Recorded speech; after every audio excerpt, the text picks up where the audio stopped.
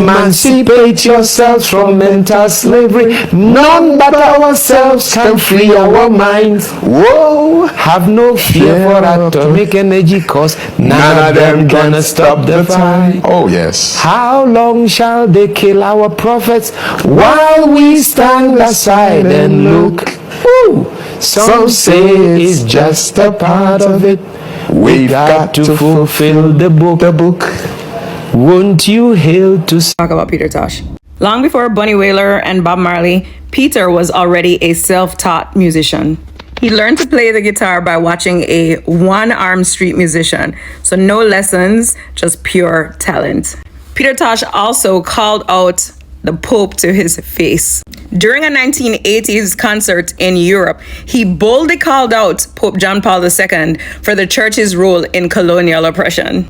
I mean, imagine having the guts to say that on stage in front of the whole world.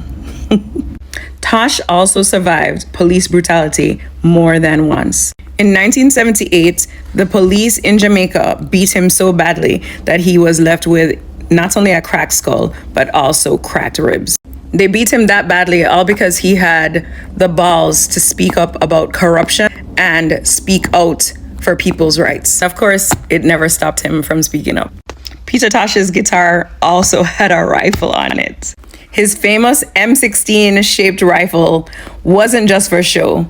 It was a statement. He called it his weapon against Babylon. And if you know anything about Peter Tosh, he played that guitar like he was going to war. I love this fact. Did you know that Peter was an expert martial artist? He trained in karate, and if you watch any of his live concerts, you'll probably see him doing stances and martial arts strikes when he's performing on stage. Did you know that Tosh was the one that introduced Bob Marley to Rastafarianism? Tosh was also the first reggae artist to use Rasta in his music. He used the word Rasta on a 1966 song called Rasta Shook Them Up. Legend also has it that Tosh was the one who came up with the word Bumbaclot. So as you can see, Peter Tosh wasn't just a musician, he was actually a revolutionary. Without Tosh, reggae might not exist today as we know it. So what if I told you that one of the most powerful political movements in modern history didn't start with a government, a revolution, or even a weapon, but with a beat, a rhythm, and a message? So reggae music, born in the soul of Jamaica, did more than inspire dance and spiritual vibes. It ignited revolutions, it united divided nations, and even secretly shaped global politics in ways the world still doesn't fully understand. So this isn't just about Bob Marley's voice echoing through speakers, it's about how reggae became a quiet but unstoppable force used by the oppressed, feared by the powerful, and even embraced by freedom fighters across continents. So this is the political power of reggae they never taught you in history class. Now, as a kid, reggae music really helped to shape my political education. They say that music can be a mirror or it can be a window.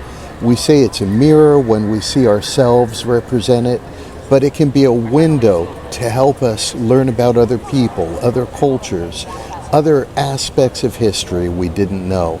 Now, in my school, I never learned about Marcus Garvey. I learned it through Burning Spear. And as for what colonialism was and is, well, I learned that through Bob Marley and the Wailers, Peter Tosh, Linton Kwesi Johnson, Muta Baruka, so many what we used to call conscious reggae artists. And I just want to bring your attention to one album in particular today. This is a really good one. It's Equal Rights by Peter Tosh. That album came out when I was a teenager in 1977, and I can still remember the things I learned from it today. In fact, the first song on the album is Get Up, Stand Up. And one of the interesting things that I think applies today, there's a line in the song where it says, some people are waiting for a great God to come from the sky and take away every little thing and make everybody feel all right. But if you know what life's worth, you'd look for yours right here on earth. Now we see the light. We got to stand up and fight. Stand up for your rights. You know, we're in a time where Christian nationalism is trying to convert religion into like prosperity gospel, where they turn it into a virtue, hoarding wealth and not showing empathy towards the poor. So it shows you how religion traditionally could be weaponized for good or evil, and that you need a clear political conscience and a moral compass in order to survive that. There's another great song called Stepping Razor. And just like the other Bob Marley song, Small Axe, the message is, don't look at someone's size because they can be dangerous.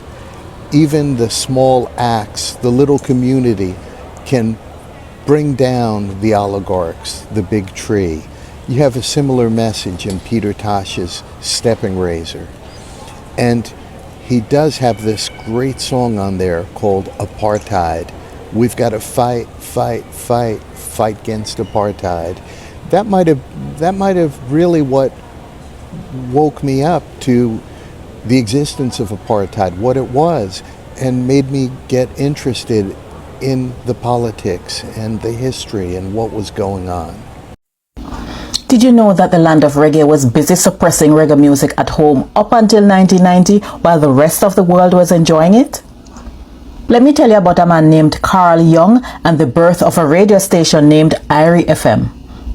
See, until 1973, the island had a daily newspaper that was directly under the control of 5 members of the 21 families. We'll talk more about the 21 families later.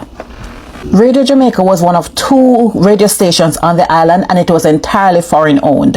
The other station, the Jamaica Broadcasting Corporation, or JBC, was owned by the government, which at that time was technically then owned by the elite. And what I mean by that is the elite class was also the business class, which were responsible for major advertising on the state-owned radio station. Let me expound. As a Christian country, of course, both stations find it prudent to provide listeners with 17 and a quarter hours of weekly religious programming. 80% or 215 and a quarter hours of all airtime on AM radio is devoted to entertainment consisting of soap operas, quizzes, and North American style disc jockey programs. So you have to understand that reggae music at that time was largely protest music.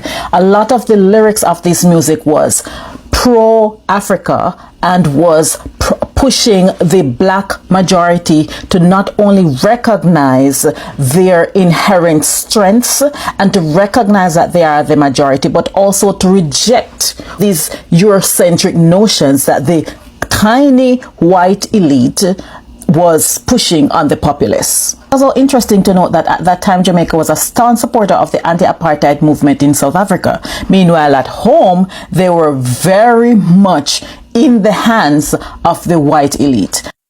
I quote, "Because the media owners and managers are a part of the very status quo that would be threatened by the redistribution of power within the society, any serious governmental initiative to achieve such redistribution will meet resistance from them." Reggae and dancehall music was mostly played in the late night to early morning hours, and sometimes on a weekend we could hear like a top 40 countdown or like a top 100 countdown, but it was mainly North American and European music. Fast forward to August 1st, 1990, when Irie FM came on air with the slogan "Reggae in the morning, reggae in the evening, and reggae at night." This is on the Irie FM website. Critics said it was impossible to sustain a 24-hour reggae music station. In fact, so strong was the impact, it proved that this format was something the Jamaican public yearned for. Irie FM had revolutionized the airwaves with its reggae format. Never before has Jamaica and her people been exposed to Jamaican culture and music in the way Irie FM has done it. In no time, Irie FM carved out a special niche and endeared a large, loyal audience, becoming the people's #1 radio station. You see, for the first time we were hearing ourselves. For the first time we could hear people speak patois freely on the radio, unhindered. For the first time we could hear our music, the music that connected with us on a spiritual, deeper level, we could hear it all the time if we wanted to. And suddenly every person, every office, every taxi, every bus was playing Irie FM. The DJs at Irie FM were the first to give songs by Shabba Ranks, Papa San, Garnet Silk, Cutty Ranks, Tony Rebel, all those artists, to give them power play on the radio, something that never happened before the birth of Irie FM. It promoted not just African history, black empowerment, but also Rastafarianism. So reggae, born from the spiritual soil of Kingston's ghettos, grew into a global heartbeat for resistance, identity and liberation. So with roots in ska, rocksteady, Rastafarianism and deep African rhythm traditions, reggae was never just entertainment. It was a message. So Bob Marley, the most iconic reggae ambassador, wasn't just singing about love and peace. Songs like Get Up, Stand Up, War, and Redemption Song became global anthems for anti-colonialism, civil rights, and even black liberation. But reggae didn't stop at rallying protests. It entered parliaments, peace talks, and even political campaigns. So in 1978, Marley literally brought warring political leaders like Edward Seaga and Michael Manley on stage to shake hands during the One Love Peace concert in Jamaica, in front of a nation torn by political violence. That handshake, driven by music, wasn't just symbolic, it marked a turning point in Jamaican political reconciliation. Meanwhile, in apartheid South Africa, Marley's lyrics were banned, deemed too dangerous, too unifying for a segregated population, but the youth smuggled the message in anyway, like Zimbabwe, and Marley's tribute to African freedom became a soundtrack of independence celebrations in 1980. So globally, reggae would become the heartbeat of resistance in Ethiopia, the streets of London, and even American ghettos, influencing hip-hop, punk rock, and protest movements. So reggae's heavy bass and defiant lyrics carried not just sound, but philosophy, justice, and the spirit of rebellion. So today, many don't realize how reggae's soft power shaped policies, inspired activism, and even opened eyes where even diplomats failed. The UN even declared reggae an intangible cultural heritage of humanity, but that phrase doesn't capture its revolutionary impact. Reggae was and is a form of sonic protest. It broke chains without bullets, and even though mainstream media reduced it to feel-good island music, real reggae remains one of the most politically charged and globally unifying sounds to ever emerge from the global south. So next time you hear a reggae track, listen closely, because beneath every melody there is a manifesto.